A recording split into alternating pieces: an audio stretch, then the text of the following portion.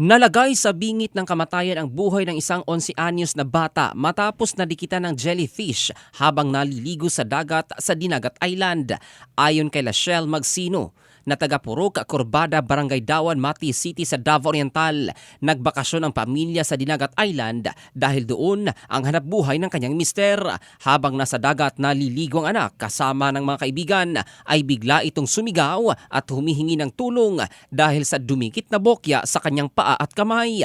Agad tinanggal ang mga galamay, subalit agad nakaranas ng pagsusuka at panghihina ng katawan ang biktimang si Toby, dahilan para isugod ito sa ospital.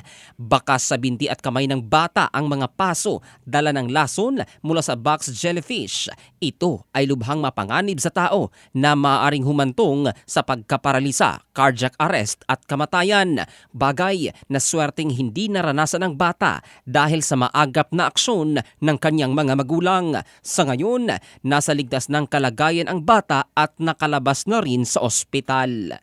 Ito si Jofel Candado in the heart of changing lives ng Brigada News Philippines, the Music and News Authority.